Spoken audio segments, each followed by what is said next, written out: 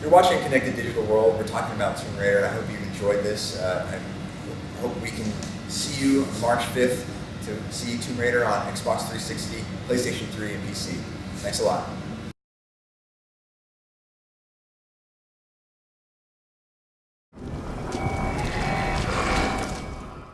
With Tomb Raider coming out in only a few months' time, we recently had the opportunity to sit down with Brian Horton, who's the senior art director on Tomb Raider, to talk to him about Lara's look, the weather system, and lots of other things. Hope you enjoy it. Just want the pack. Yeah. My name is Brian Horton. I'm the senior art director on Tomb Raider. So tell us about the new Tomb Raider game and your involvement. So we've had this vision of coming up with a new take on the Tomb Raider franchise. We wanted her to be younger. She's 21 years old. She's on her first adventure on this expedition. She's on this boat, and a terrible storm hits the boat. She crash lands on this island, mysterious island. It's a place full of mystery, full of danger. It's a hostile island, and the survival tone is something that we've invested a lot of time in. That it deals a lot with the way the island itself is hostile. It's very the weather is dynamic, very dangerous, and also there's inhabitants on this island that are also shipwrecked survivors that have not so good intent. And Lara must overcome this and find a way to help her and her friends escape this island. So how did you decide on her new look? The look really came down to a couple of components. We really wanted to make Tomb Raider more relevant to the modern gamer, and we feel like people are looking for more depth and believability into their heroes. So we wanted to start with a young Lara. So that was number one. So she's younger. We made her more believable. We made her proportions more believable. We made her surface more believable. So she's wearing very practical clothes, cargo pants, dual tank tops, and some adventure boots. All these things you can imagine someone on this expedition would wear. The overall approach was because of the survival tone. We wanted this to feel kind of brutal and real. So we took a very documentary, cinematic approach to this. We were very much inspired by films and that really expose the raw essence of what it's like to have a human experience. So you'll see a lot of harrowing adventures and situations that Lara goes through that are a little raw and emotionally involved. And those are the sort of all the inspirations we had on top of just making a really fun, kick-ass video game. Absolutely. I mean, obviously, people are used to Lara Croft coming in and going straight to the legs. Oh, there's a bad guy, shoot, kill, dead, things. And certainly in this game, pretty early on, we see her sitting alone by a fire at night, crying, upset, very emotional. And I think, how did you develop that side of things? Because obviously, say Lara's very kick-ass. Yeah. Well, we had to start at the base, right? We had to build her from zero, start that at that foundation. And the best way to do that is she's well over her head. She gets into the situation. She's not confident in herself, and she's been hurt, and she goes into this fight or flight situation where she has inner strength that pushes her forward, even though she doesn't quite believe in herself yet. As she goes throughout the game, you're going to see her grow as a character. You're going to see her strengthen as a character. She's going to go through more trials, and then she'll surpass those trials. And all these experiences cumulatively bring her to the point where she can become a hero, and she earns it, right? It's not that she's just born with it, she earns that hero badge. And I think that's what we want to try to do, is give the players not only a narrative, but a gameplay loop of actually skill progression. They'll be able to upgrade their character, they'll be able to upgrade their tools, and all this stuff sort of works in parallel all throughout the game. So you mentioned earlier on weather. So talk a little bit about how you guys developed the weather system. Weather is used both narratively and mechanically. So there is times when it's pouring down rain, and she's huddled behind that campfire and she's cold. So we use that in a very controlled narrative context. Like we really wanted to make it feel like the elements are out there, to get her and are a challenge.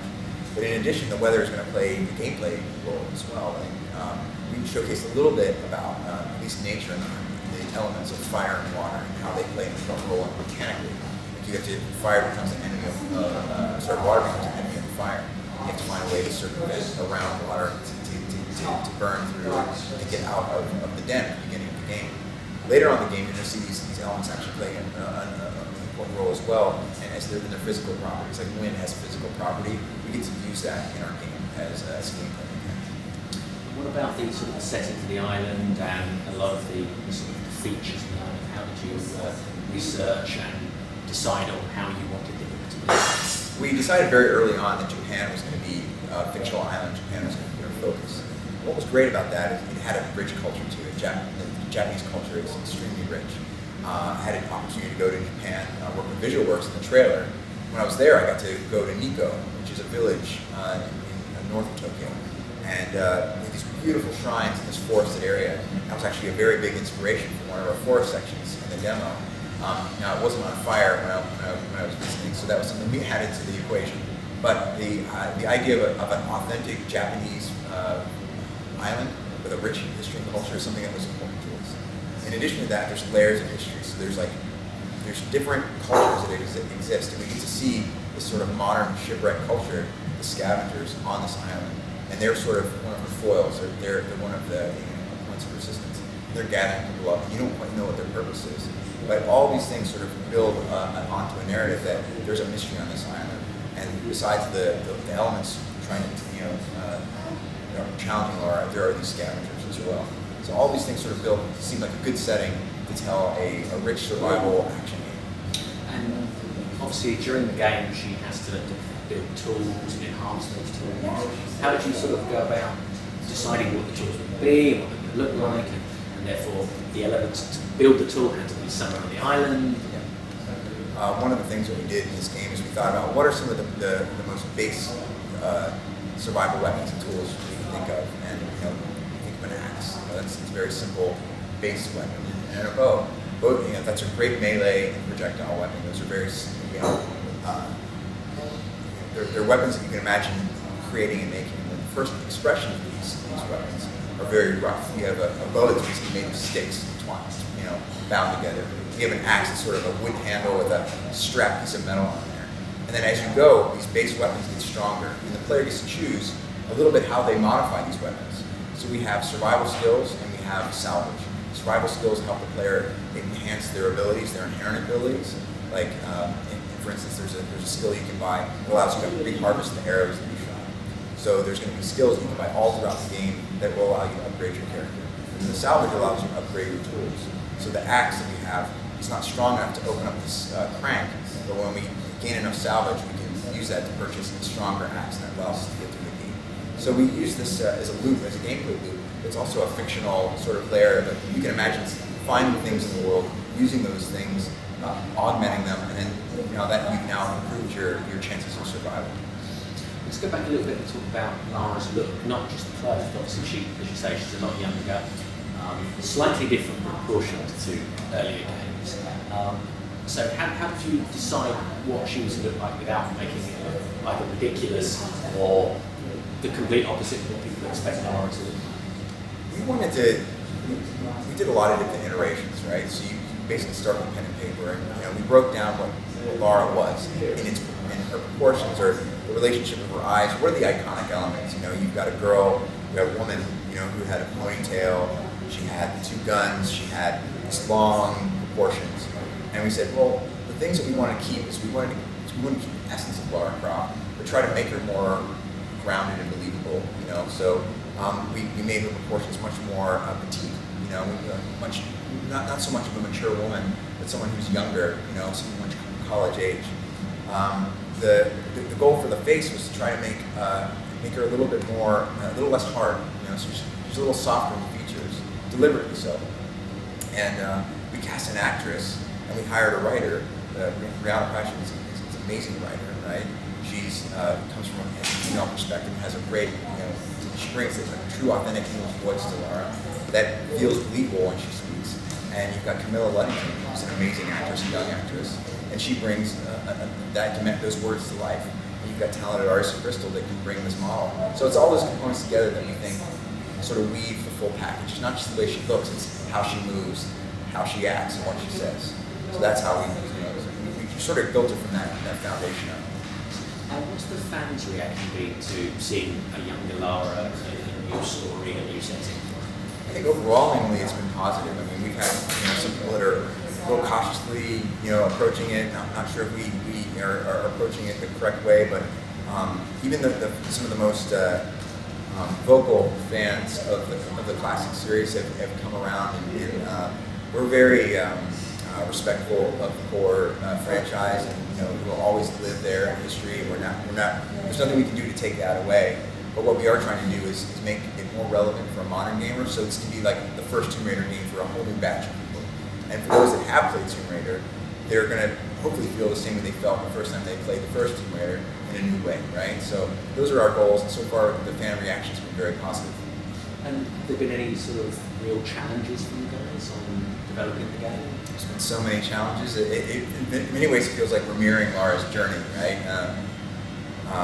We had to sort of break ourselves down as a development team and try to find out what it was to make this new kind of Tomb Raider game. So there was a lot of soul searching, a lot of changes, a lot of iteration. We went through a lot of different core concepts and mechanics until we came down to what we see in the game right now. The biggest challenge, I think, was building these massive hubs, these big explorable spaces.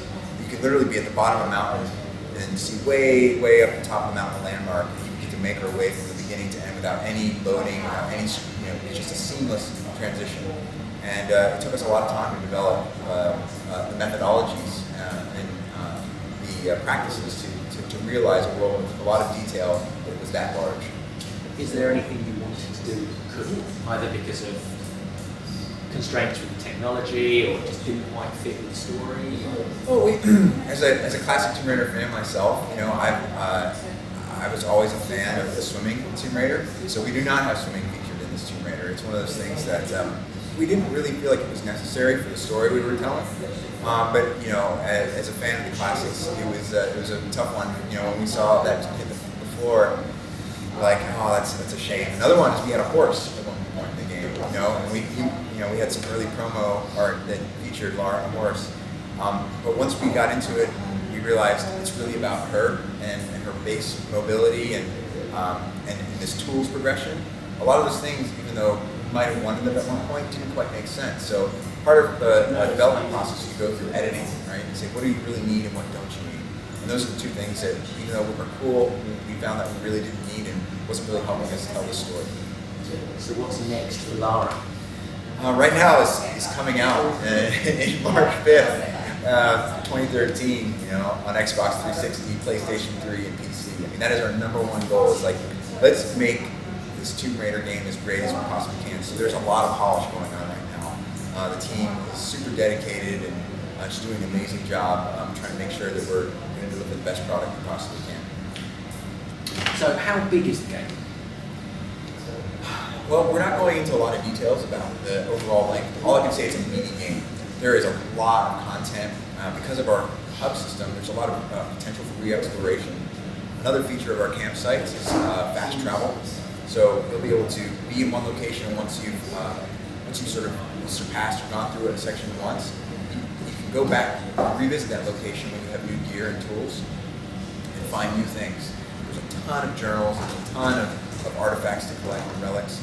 And I think the completionist fan out there is going to find a lot of content to chew on once they get in there. And if you're an action fan, there is going to be just a roller coaster ride of fun. So I think we're catering, just riding the lightning and trying to cater to both the explorer type and the action type. Any thoughts for DLC? We're not going into the details on DLC, but our main goal is to make sure that the product you have on disc is a complete experience. Thank you very much for your time. Hey, appreciate it.